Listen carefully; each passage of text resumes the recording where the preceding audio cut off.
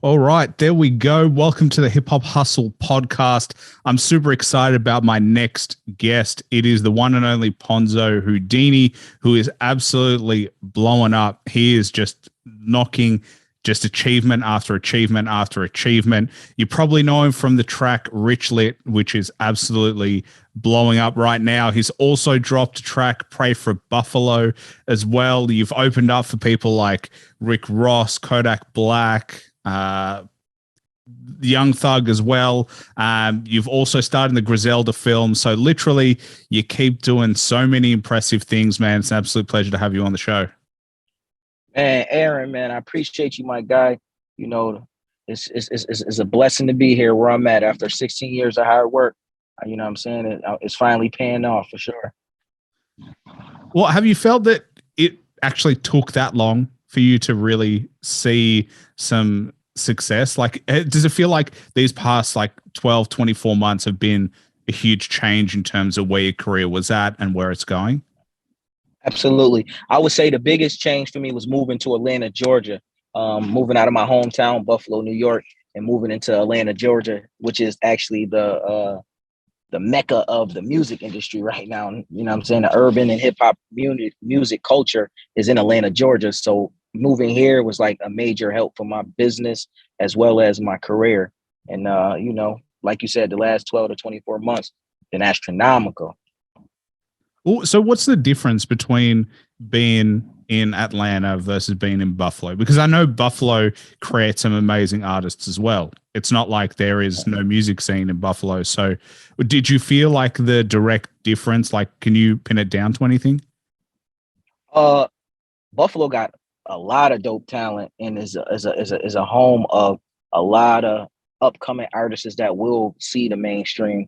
It's just that we didn't have no outlets in Buffalo. So it's like you can have all the talent in the world, but if there's no musical connections, no outlets, you got to go to where the musical connections and outlets are. So my thing is going outsourcing into a major city, which was Atlanta, which was what I picked, and getting the connections and then bringing it back to my city and putting my city on. So that's my plan for action.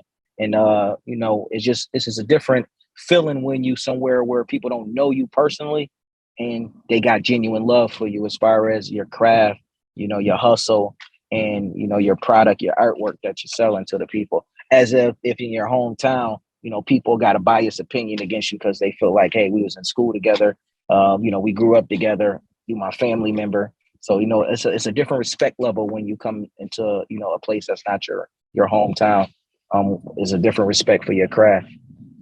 It is weird though that the people that are close to you can hurt your career in a weird way. You would think that the people close to you are going to be the people that are most supportive of you.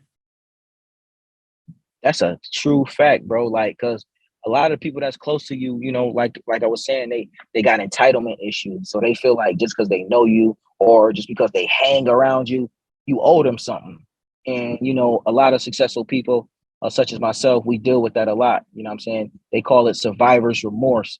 So it's a lot of people that's in position feel like they feel guilty for being successful. So it's like, for me, I have no problems like that. You know what I mean? I worked hard for this. I prayed for this. So, you know what I mean? If they don't like it, then shit, it is what it is. You know what I mean? They just got to deal with it. But it's like that, man, everywhere. It's not just my hometown. It's every hometown. Every rapper can tell you a story on their journey about, them not getting the love from their friends, their crew, their family, even a significant other a lot of times, you know what I'm saying? Until they blew up. And then that's when everybody jumped on the bandwagon, was like supporting them 100%. Like the artist felt that should have been happening from day one. It is funny because no one, and I also remember speaking to one of my friends and he was like, you'll find the weirdest thing in the world is your partner or your girlfriend, whoever it is, they will stand in your way when you try to elevate yourself sometimes. And that is the true test of whether this person is in your life for the long term or not, is whether they want you to continue to get better. And sometimes it's a reflection of them that they feel threatened that if you get to a level that is like you just become your best self, you guys won't make it work. because you're then not at the same level. You will find the next person that will elevate your life so they can hold you back. And so it's really interesting that they would want to hold you back selfishly because of their own insecurities. Man, I actually dealt with it, and I'm not even here to speak ill will. But I actually was in a marriage and that happened to me. And, I'm no longer married. And the mother of my kid, we actually are cool at this time, but it was a rough patch that I went through and I felt that same type of way. And that's not the only time it happened. It happened with friends. It happened with, homies, it happened with family members when motherfuckers feel like you about to take off and they not sure of their own situation. They start to try to, throw salt in the game, try to sabotage, do anything to stop you from being who you're destined to be. But at this point in my career, I've been through it all. So I experienced all of those things. So I know how to recognize the signs and the actions from people. So when I start seeing that type of energy, I just automatically get away from it. Because at the end of the day, that's very dangerous. You know what I'm saying? Like they say the people that's closest to you be the people that can do the most harm. So you got to watch who around you and, who you keep close to you. And in this music game, in this entertainment world, it's just hard. It's just hard to pick who the right people to have around you because a lot of people have those tendencies to do what feeds them. So what I mean by saying that is they like to do for people that's feeding them. And the minute that you stop feeding them or that you tell them no, it's like they turn into an op, an opposition. And it's like, damn, like I done did all of this for you. But the one time that for whatever reason I couldn't, now it's F me, you know what I'm saying? So it's like, you just got to be mindful of the people you got around you and make sure the people that's around you are genuine people and not just opportunists just trying to use you for a come up.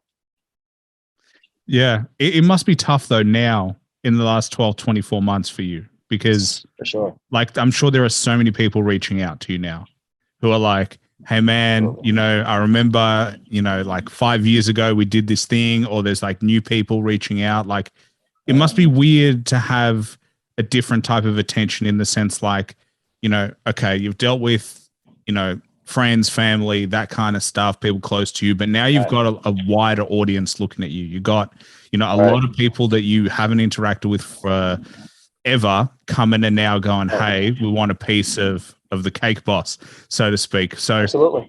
How do you deal with that type of attention? A long time ago when I was in the streets, when I was hustling in the streets, I learned to decipher. And when I was in prison as well, I learned to decipher real love from fake love. I know when somebody is trying to show me the fake love because they thinking they're going to get something out of it. And I know when somebody just genuinely love what I'm doing and want to see me win.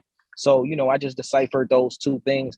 And also what I do is I just try to test people. Like you really got to test people. Like, for instance, if you feel like you don't know if this person is a thief or not, here, you drop some money on purpose and leave it there and see if they let you know that you dropped the money. And if they keep the money, obviously you know that they're a thief. And, it's just basically you just giving out, you just putting tests out there. You got to test the people around you. You know what I'm saying? Like you got to do certain things like that just to make sure that you can trust these people that's around you every day. And sad as it seems, it's the people that you known the longest that'll do you the worst, and the people that you just met that'll do more for you and be the loyal. It's just crazy. Be more loyal. Have you actually done that though?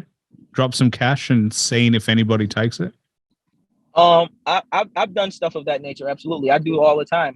You got to set tests and traps for people to make sure that they who they say they are. Because a lot of people, when you first meet them, they got their manager or representative on. I mean, that's the face that they wear, and they just trying to pacify you so that they can get whatever they're trying to get up out of you. And then, once they achieve that, the true person, or if they didn't achieve it and they see that they're not going to be able to achieve it, their true self come out. Or it's like, oh, fuck you, I don't like you anyway, or you ain't gonna make it, or they start showing their true character. Or once they use you, they, turn into an op after that. Like, oh, I got everything I need out of him. Shit, I can go on to the next. Is it tough sometimes testing everybody? Because obviously it's a survival instinct at this point where it's like, I got to do this, but like, is it tough to be like, damn, I kind of don't want to know in a way. Like I do want to know, but I also don't want to know. Sometimes ignorance is bliss. But like, is it tough to constantly being throwing traps out and be like, fuck, like this guy or this person just didn't pass the test and now I got to go through it all again? I'm actually heavy on my spiritual journey. So I'm the person that want to know if I can predict the future before it happened, so that I can be able to know how to move accordingly. I'm gonna always want to know and know what I'm dealing with, so that I can face it better instead of getting smacked dead in the face with something that I didn't know that was coming.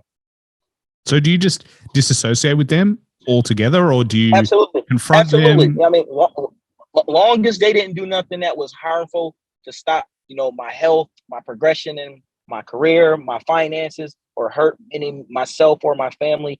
I mean, at the end of the day, it's not that big of a deal. You got to just keep pushing, because I see a lot of rappers throwing a whole blessing away over stupidity. You know what I mean? For stuff that, I'm saying, wasn't even that serious. If it was an immediate danger, you got to keep it pushing, man, because, you've been blessed. A lot of these people don't got nothing to lose. So the people that these people are losing their blessings over don't got nothing to lose. So it's actually the fact that, shit, I don't got nothing. So I don't care about me losing it. So shit, I'm gonna go all the way with you. But they know you got something to lose. So they like, he ain't or she ain't gonna do all of that because they don't want to lose what they got. So you just gotta know how to deal with these things. I mean, I started learning how to deal with these things by not associating myself with certain involvements. I think that's a smart move. I mean, Sure. at the end of the day, you got to make a choice. Is it your career or is it something else? You just got to make a choice. What will always come on top? And Thanks. for you, obviously, you'll come on top. It's weird to me that people close to you, even though they don't have their own shit going on, would want to see you lose, even though you're helping them rise as well. Like, it makes no sense to me. Like, you're their ticket in a way. You're their, like, you're the ace, right? And then they come around and then they try to take advantage of you, and then they're happy that you don't succeed. But it's like, you're only helping all those people around you. You're not actually hurting them. So it's a weird, it must be this like jealousy and this insecurity within them rather than actually their disregard for you. It just manifests itself that way. Thanks. Let me ask you this, because you went to prison. Do you feel like there is a difference in like the person who went in versus the person who came out? Do you see like a real change between the two? I've spoken to some artists and they are like, it really changed me. It put a lot into perspective as to where my life was going versus where my life is now. Did you feel the same way? I'm gonna be honest with you. I've been to prison twice. I've been to jail and did a bid once in jail as well. So my 3 stints that I did, brother, I can tell you that it changed my life a lot. And not only did it change me, it made me the man that I am today, and it groomed me to be more sophisticated at what I'm doing in this world. And I can't even lie. I mean, shit, I think I might have needed jail at that time of my life, or else I would not be as successful as I am right now, because the path that I was leading myself on, I wouldn't be where I'm at if I didn't have that time out. So what makes you say that you needed it at that time? Because, I was crashing out. I was, weed, liquor, heavy, just reckless, drugs, guns, violence, just the recklessness of being in the streets. And, it was leading me down a bad path. And, I think God, set me out, and say, hey, man, you got to rethink this thing, because you got a blessing that you've been blessed with and talent. And, you got a whole career ahead of you. So, brother, think about it. Those things that you sacrificing your life for right now is not worth the blessing that I got for you later. So, it was just a time out for me. And I appreciate everything. Lord's willing, I'll never, ever go back in those type of places again. But, I can, say that I did use them for the greater good of, making myself a better person. How long were you away for in the total for the 3? Probably like 3 years altogether. It's not nothing. No, yeah, it was probably like 4 years actually, because the one, my first county bid was a jail county, was like 8 months, and then I did 2 years in prison. Then I went on a violation and did another year, so it's probably about like 4 years. That's not a short time in prison. So no, like it really made you kind of like, reset. Did you have people in prison who are like, hey man, like, this is your opportunity. Like, you're not here for a long time. So you can still, like, 4 years is a long time total, but at the same time, there are people who spend the rest of their life in prison. So did you have people going like, hey man, like you've got some things that you can do, and That's a fact. use this opportunity to get yourself straight and then reach your potential? Did you have people like that? I definitely had a bunch of people like that. See, the type of person that I am and my character, a lot of people, you know what I mean, genuinely gravitate to me because I have great energy and I'm a positive person. So, you know, no matter where I'm at, I'm always able to stand on my 2 feet without having to, you know, like per se, the most of these guys go to jail and join a gang. And like, I didn't have to do none of that. I stood on my own 2 feet. I was a stand-up guy. I didn't, you know, hop on no punk shit. I didn't do none of that sucker shit that the dudes do that go to jail. So, you know, people just respected me for being the man that I am. So therefore the OGs would come and they would drop knowledge and game on me, and they seen the potential that I got and the things that, you know, that I'm blessed with. And a lot of them now that I'm home and that they came home, or some of them still call me now, they're like, oh my God, bro, you know, well, you like one of the only dudes that was in here with us that went home and actually did what he said he was going to do. Or matter of fact, you doing even more than you said you was going to do. So it's like, you know, a testament to say that, you know, me having those conversations with those dudes in there, you know what I mean? I took everything into consideration and I went home with a plan and I stuck to it. I always wonder about the day you come out, right? Like, because it's a completely different life that you live in Right. prison versus reality. Like, prison Right. is so conformed, like it's very structured, lots of rules. Like you don't have freedom, obviously. But when you're Right. out in the real world, there's no rules in a way. Like, obviously Right. we've got Right. laws and shit like that, but if you want to go here today, you can go there. There's no real kind of like, you know, you don't have like, there's no world that says I got to go to work today. I can just quit my job, or I can go Right. and walk. Like these are all choices we make. But what was the first day like of being like, okay, I'm back in the world, I'm back in society? Did it take some time to reacclimate to the way the world works and kind of having those freedoms back out to you? I think I could speak for everybody that did the time, or even not even just time in prison. If you went to the Army, Navy, you know, just being away at college, anywhere out of your normal habitat, it feel a little weird when you come back. You know what I'm saying? Or if you move out of town. Like right now, I moved out of town. Every time I go back to Buffalo, it just feel weird. It just feel different, you know, because a lot of things can change in a short period of time. So just imagine how much is changing in a long period of time.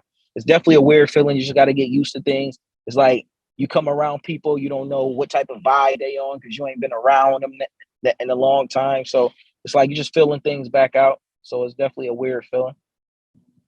Yeah, but you know, you are where you are right now, so you know it's all part of the journey. But Definitely. What I was really interested in is the Griselda movie and how you got associated with that film, because obviously, I mean, if you don't know who Griselda are, you're obviously sleeping under some rocks or something. But obviously, you know, Benny the Butcher and the whole crew. But how did you get associated with that film? How did you get put in there? What was that experience like? Shout out to the homies, the Griselda homies, man. Big Buffalo in the building. You heard. Um, I got into that movie. The actual producer and the director actually reached out to me, and they was like, "Yo, bro, you know what I'm saying? Even though the movie is almost done, we want to throw you an alley hoop and give you opportunity to be a part of this. I think it's gonna be something that's gonna be something special with your involvement." And you know, I took the opportunity and shit. I was blessed with being a part of a masterpiece. The movie is doing astronomical numbers right now all around the world. And my role in that movie catapulted me to being a star in the next film, which is called Pure Finesse, which is by the same directors. Shout out my brothers, A.K. Reed and Deuce King. You know, they are the actual directors and the writers and of the movie. And they gave me opportunity to star in Pure Finesse, which will be out at the end of this year or at the beginning of next year. And you know, I just want to continue my acting journey along with the musical journey because for me, they both play hand in hand. Being that I'm an artist, entertainer, you know, I'm not just a rapper. You know, and no disrespect and discredit to the rappers, but you know, I wear a bunch of different hats. I'm not just a rapper, so you know, what I mean, I'm an artist, and I'm an artist does a bunch of different artworks under my belt. How does it feel to be in front of like a camera doing lines? Does it feel weird? Hey Because man, it's beautiful. It's beautiful. And to anybody that's listening, the key to success with the acting world, is don't act. Just be yourself. If you be yourself, so like if they give you a character, the job for you to do is play the character as yourself. So if you was in that situation as yourself, what would you do? And that's what you react on the phone. And that's what I mean. That's what you react on the screen when they're filming. So you know what I mean? Because if you acting, people can actually tell that you're acting. I agree.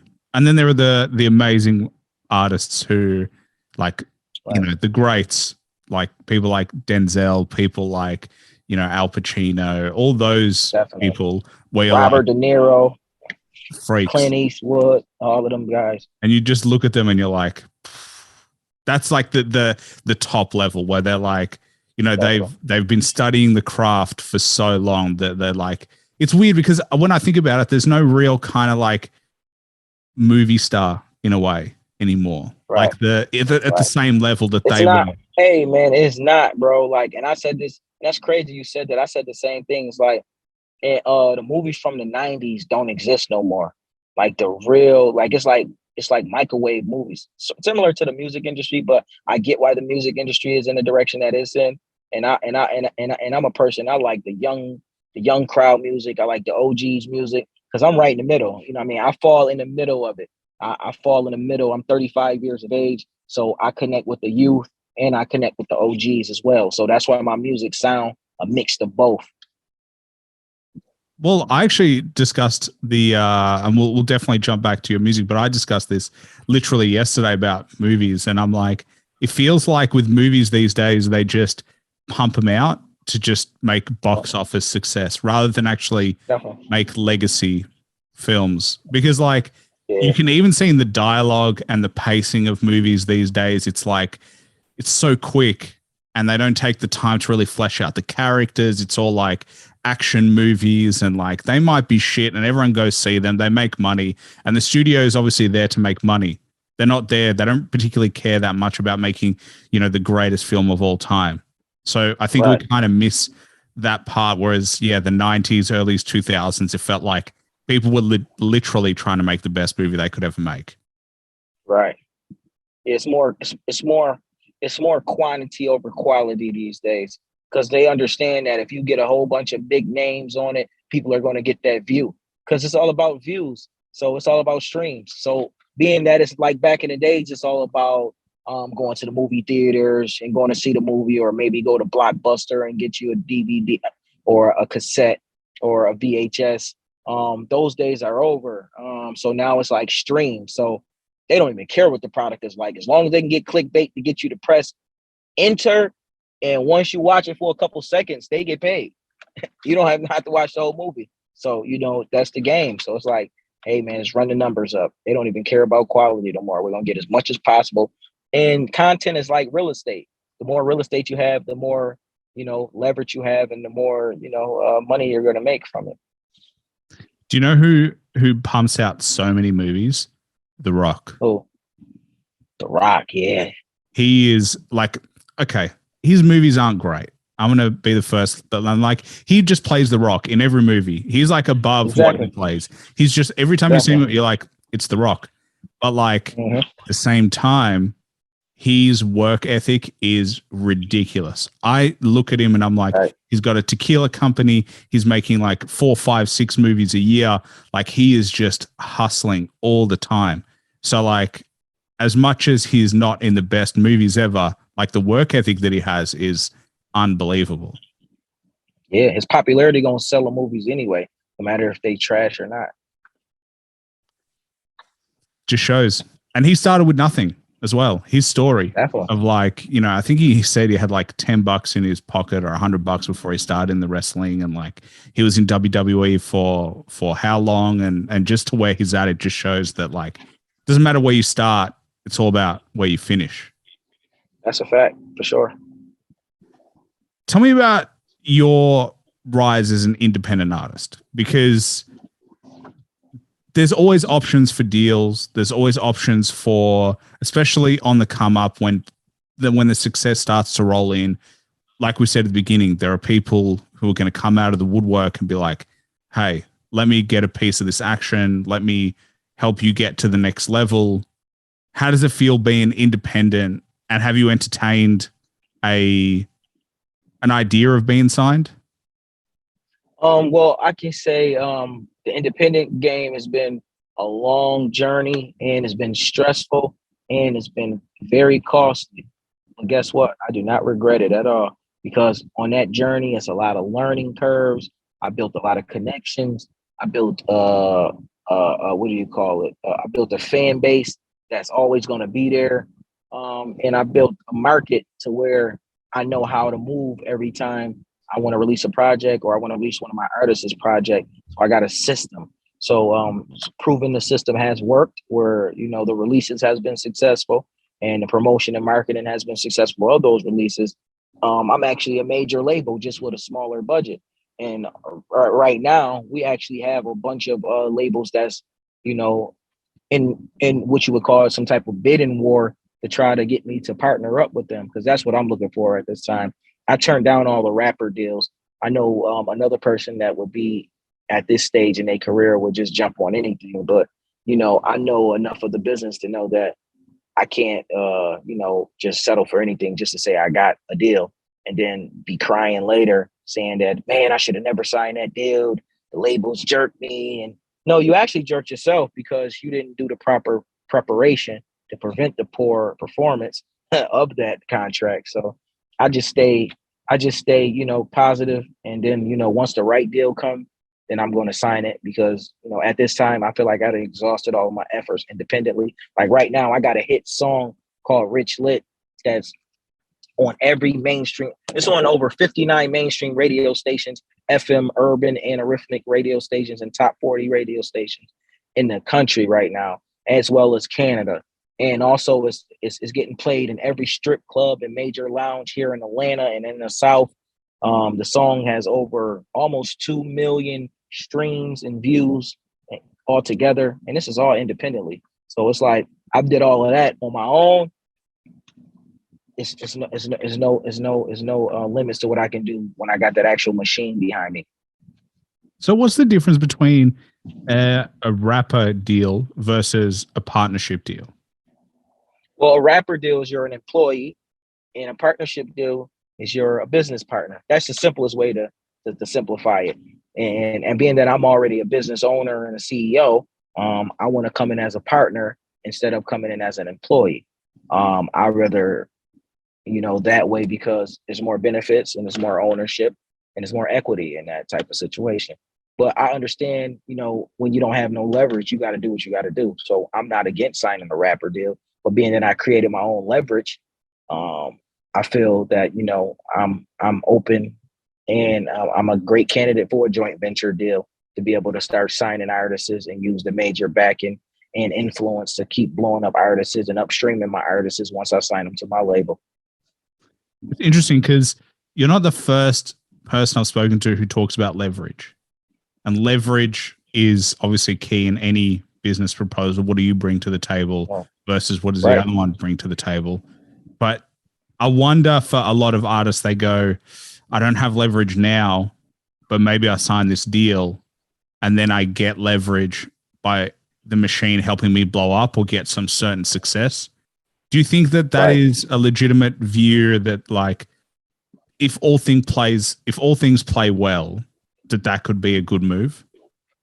That'd be a great move. I think that's what everybody should do that don't have a budget to fund their career, don't have the plan to make their career big enough to where they got leverage. I think you should sign a deal. And even if you sign a bad deal, as long as it's a short-term deal, and use that deal to catapult your fan base and your leverage up. So then you have equity to go into the next deal and get what you want. Because it's all about restructuring, and it's all about learning, you know what I'm saying? So like each deal that everybody signed, they shouldn't feel bad about it because at that time that was the right deal for them. Because if you a struggling artist that have $0 to your name, living on somebody's couch, working at a BS job, and you starving artist, and somebody come to you with a small amount of money, but an opportunity to change your life, and then that person blow you up, and they say, hey, we doing this. I made this much money off of you. This is how much I'm supposed to make off you. There's no way you should get mad when they want to see a return on their investment.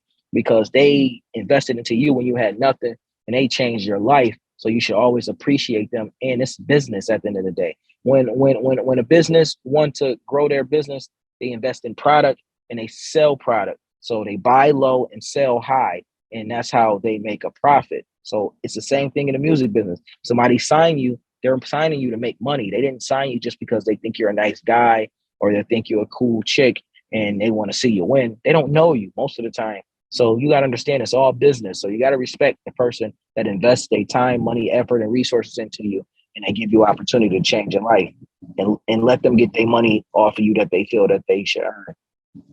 I agree. And I think the hardest part is that, like, it then comes down to, can you deliver on the promises that you made? Because, like, every label signs lots of artists and they know that not all of them are going to see a return on their investment. They need to diversify into the types of artists in terms of the markets they're trying to sell into, so on and so forth. So they might sign 4 artists that are similar to you and hope that maybe 1 or 2 blows up, because then they'll see the return on the others. So it comes down to, can you actually deliver on the promises you make? And if you can't, that's when those deals can fuck you up, because then they spent a lot of money on you and you went into a deal that you didn't deliver on. It makes it harder to get your next deal. So I think it's all about having a bit of balance and understanding the risk versus reward and where you truly are at as an artist. I think some people sign deals really early, but they haven't had enough time in the game, or they haven't even developed their craft enough to be like, I can do better. Whereas, like, if you've been, hustling on the side for, a few years, you've been working on your craft, whether it's publicly or not, and then you get signed, it's a different story. Absolutely. I think people should get skin in the game before they sign, so that they won't be complaining later. For sure. When you started, did you feel that, like, it was tough to get your name out there, get the voice out there? Struggling artist is, no one wants to be, because it's rough. You got to do gigs, you're putting up your own money, you're doing whatever you need to do to make money, just to make the music thing work. But how did you find it all on the come up? I'm not even gonna lie. When I first started doing music, I didn't even care about getting it, like blowing up. I just wanted to do it for my neighborhood, downtown Buffalo. I just did it for the hood. So, I didn't care if, it reached to the masses or nothing of that nature. But as I kept going and, I did my first bid and I'm like, yo, I got to do something else. But then I came home. It was like, bills still overdue. I got to have a certain look, because everybody else that's winning in the game, they got jewelry, they got nice cars, they got the nice clothes, they got the bag, they got everything. Like, they got the good girls, like every chick, fly, nice body. It's like, I got to get my money right. So I ended up falling back into that same rat race that landed me back in jail again. So it's like, when I came home, the last stint that I did when I turned myself in, because I was on Buffalo's 10 Most Wanted, I actually saved up the money that time and was able to bury the money behind the house. I buried the money behind the house and then turned myself in and did the rest of my time. And then I came home with some money saved from that burial. And then I used that money and just continued to push my career and never look back. And it's like, hey, I'm done with the streets. The streets is not it. I'm investing into my music craft. I'm going to start my merch company. We're going to use this money to keep funding our music. Then we're going to use this money to open other businesses. And we're just going to keep going from there and never look back to the streets again. There's so much in that short period of time. What were you most wanted for? Well, they said I was armed and dangerous and stuff of that nature. But, it's a long story, man. I could just tell you like this. I was a drug dealer in the streets of Buffalo, and that was just my lifestyle. And, it caught up to me. Then I ended up, turning myself in and just did the time and came home and changed my life around, because obviously kept getting in trouble for the same thing. This is not what I'm meant to be doing in life. Were they more lenient on you because you turned yourself in? Like, did they I could consider say they that. was because they could have gave me way more time. They could have gave me way more time, being that I absconded and was on the run. So I actually appreciate them for being more lenient on me. But the fact that I did turn myself in did help in my favor. So interesting because it's like a movie type stuff where you're like, I was on the run, I turned The movie myself coming in. soon. Trust me. The name of the movie is called Hustler Dreams.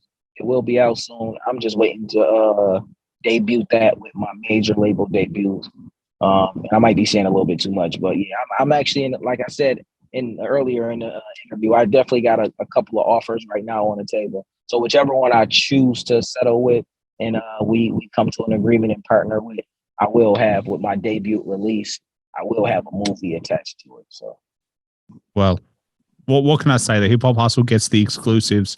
For whatever Absolutely. reason, people like talking to me. I don't know, it must be the sound of my voice or something like that. Because even in my personal life, people tell me all their life stories. But yeah, it's exciting. It must be cool to look back and kind of go like, literally, it feels like a film. Like literally, the stories that you can tell are like, damn, fiction is sometimes I fucked up the saying. I was going to say something. This is what happens when it's early morning in Australia. I have a thought and then I forget it. But it must be kind of amazing to look back on where you started versus even where the potential is right now. Mhm. A lot of trials and tribulations, bro. Like I done suffered so many traumatic situations. Um, it's like, yo, how did I make it here? Sometimes I just look up in the sky and say, God, I know it was you, because it's like there's no other way. Like the stuff that I done been through, man, and it's like the stuff that I survived and the stuff mentally that I done dealt with. Like at a young age, my mother being strung out on drugs, and she overcoming that, and now she's healthy, she's living a great life. And it's like I done overcame a lot of stuff, and my father with a bunch of health issues, overcame a lot of that stuff, man. And it's like I'm happy and I'm blessed to be here for sure. Do you have siblings as well? Yep. How are they doing? Like when they see your success? Well, shout out to my brother, Money Man. He got his own businesses. He's doing his own thing. I appreciate the fact that bro been a loyal guy for a long time, and that's my brother, Money Man, aka Flash. Um, and I got a sister too. My sister, I love you, Joanne. She's older sister. And it's all love. Well, that's awesome. I got two brothers as well that couldn't be closer. It's kind of, I hear stories about people and not being close to their siblings. It must be tough, but when you are close to your siblings and they support you, it's one of the best relationships you can have. Definitely. I did want to ask you about opening for Rick Ross, Kodak Black, and Young Thug, because they're names that almost precede themselves. How were those experiences? I can say, man, the experiences were definitely big learning experiences because those guys have been on the major platforms a lot longer than I have. So just me being a part of those things was like a blessing because, this is what I worked hard for. Like being in front of those big crowds, it's like amazing, like 6,000 people, 21,000 people. Like, that's something that, independent artists don't get those opportunities. And that's the thing that I want everybody to know. Like, all of these things that I've done, I'm doing it independently. Like I don't have a major label currently backing me or helping me get to this level that I've reached. Do you have like a moment like how did Rick Ross reach out? Because obviously Rick Ross is more than a hip hop artist. He also Definitely. owns his own businesses. He signs artists. He also changed the game in terms of what he was doing. But how was it? Did you get an approach, or how did that come to play? Well, just being in the industry, you meet connections and you network and you meet people that know other people that's in the industry. And sometimes the people that they know might be higher than high on the list of top celebrities. And, it was the alley hoop throwing. Shout out to my brother from Boston, man. You know what I'm saying? Got a guy out there in Boston, man, Eddie Fish. He threw me the alley hoop because that's his people's. And, I'm just blessed to be knowing a lot of good people out here in the industry. Did you get a chance to speak with him? Absolutely. His dressing room was right next to my dressing room. So when he's backstage, like on the tour I went on, then Rick Ross. So like I performed right before Rick Ross on that tour. That must have been pretty amazing to be able to speak to someone who has seen it all, has done it all. Like, did you get obviously wisdom, and did you really see the huge benefit from that experience, even just being around him? Absolutely. I mean, I learned like he got one of the best stage performances that I've seen in a long time. Like, you know what I'm saying? Him and the brother Slab, they got a great performance together. Like Slab is his hype man. He's a part of the MMG label, and they got a great stage performance. Does it take a lot for him to rehearse? Like, I think some artists, they kind of just No, he got trust. it down pat. He got it down pat. He been doing it so long. Rose got it down pat. So and it's kind of like myself. I got my performance down pat. It's only thing different is, throughout the time the songs switch up. You know what I mean? The songs that I'm going to perform, but the performance, the presence, the backdrop artwork that's playing on the screen, the logos that's popping up, all that is already set in stone. It must be good to feel like you know what you're doing on stage, because I feel like when you start performing, like you still feel nervous. You still get that kind of like, I don't know if this will go well. I don't know how the crowd will react, all that kind of stuff. Oh no, this is like what I do. I'm like a superhero when I get on the stage.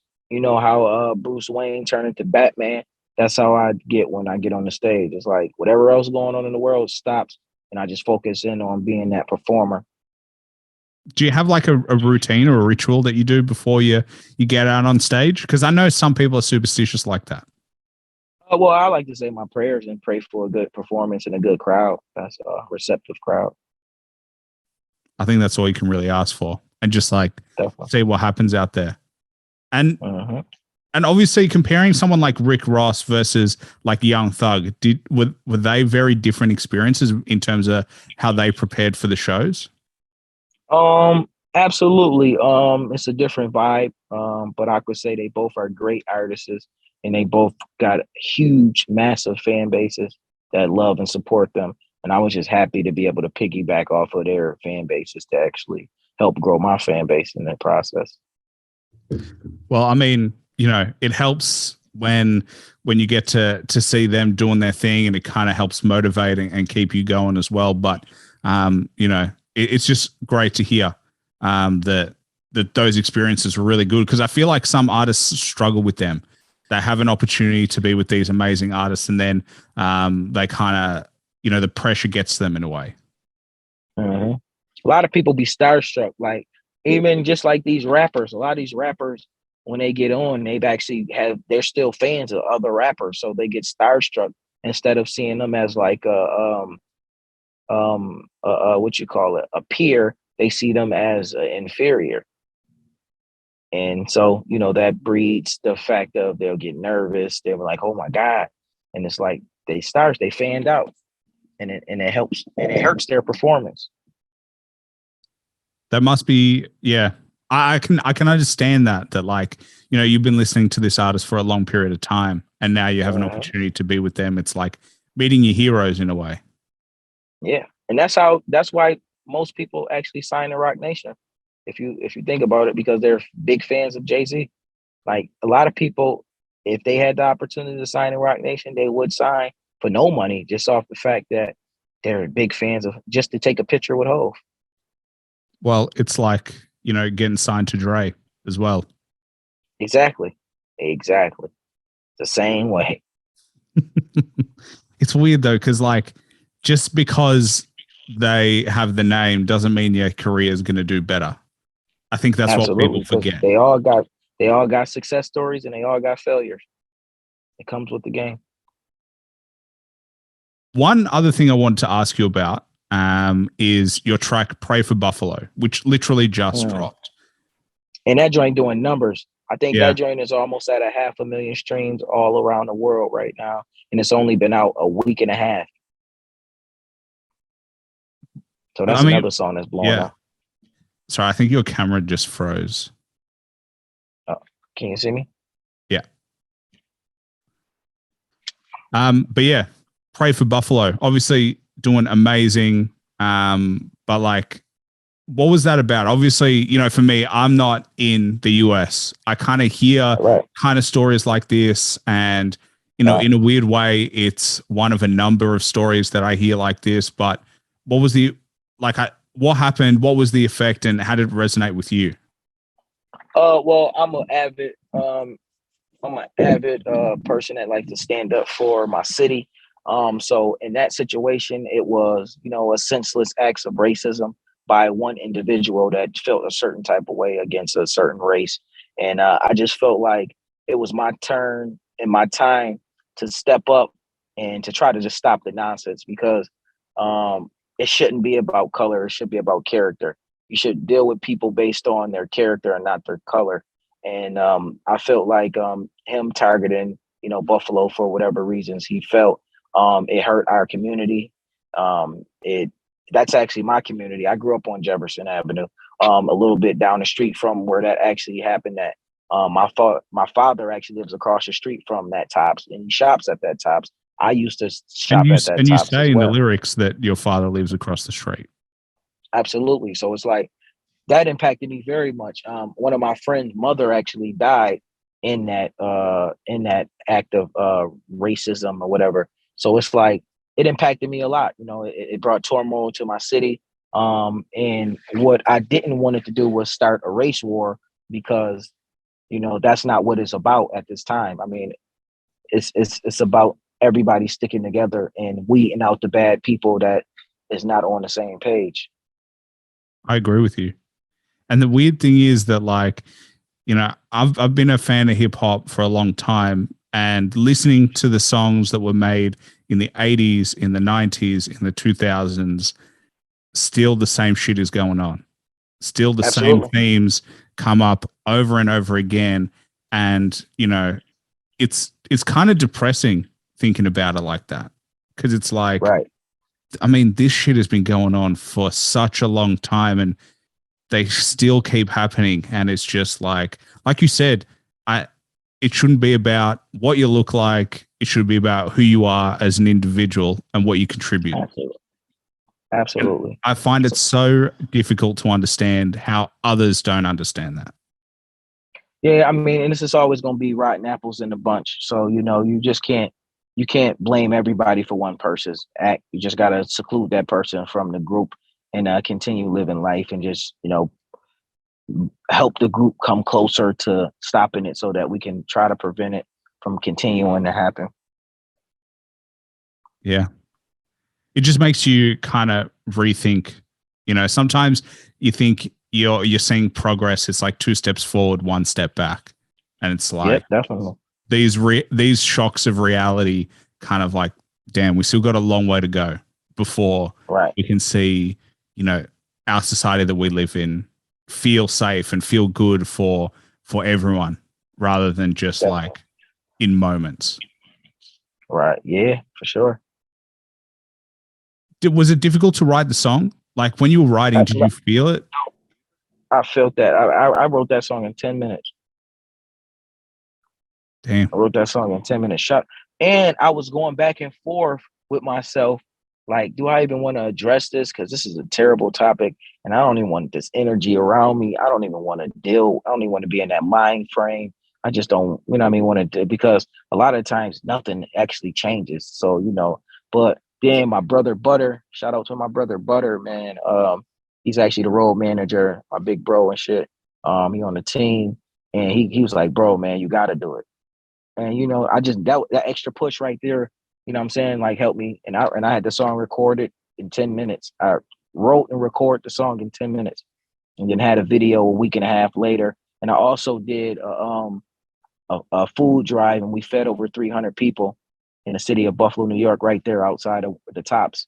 And we fed the people in the neighborhood. I did that, you know, to try to give back to my community, because I know that stopped a lot of progress for a lot of people. Is that your long term plan to continue giving back to your community? Absolutely. Do you have any Absolutely. like you know concrete plans as to how you're going to do that? Absolutely.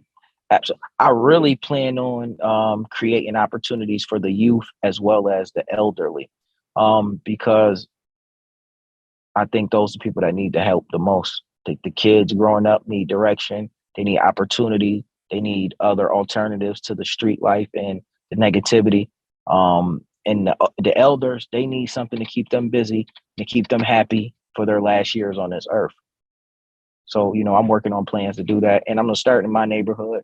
And then hopefully I can make it, something that I can branch out and do in other communities, and then build a group and this nonprofit organization to continue doing it around the world.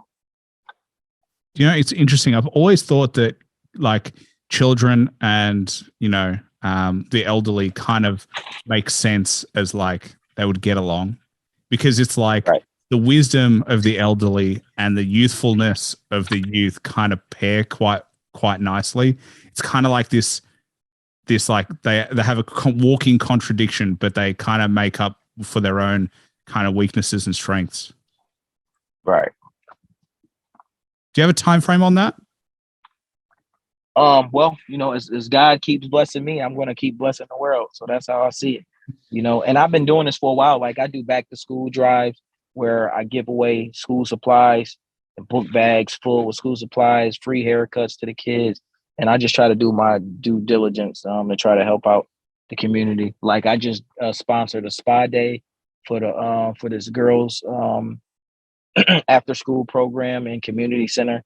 And it was over 15 girls that was at the spa and whatever, just paid for nails and stuff of that nature.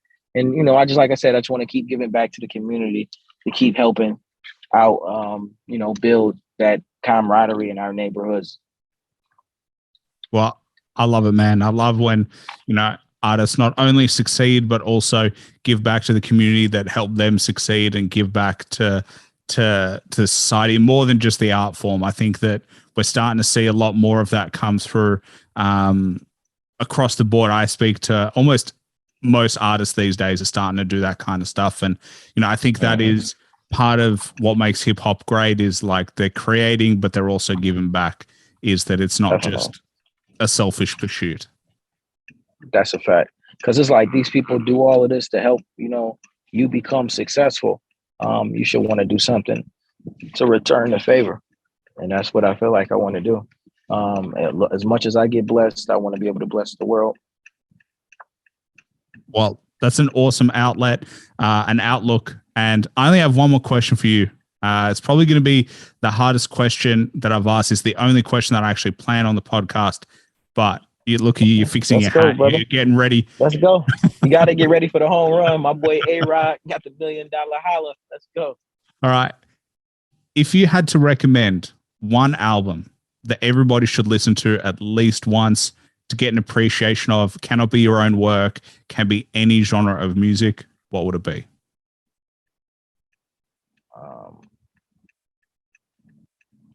Dang, that's a good question, because I got so many great albums that help me get by in life, not just for myself, but from everybody. But I'm going to keep it on myself. I would say keep that same energy too.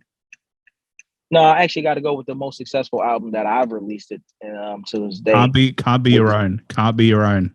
Oh, it can't be your own. Can't be your own. Because look, good. I'm gonna plug your own stuff for sure at the end of the podcast. Right.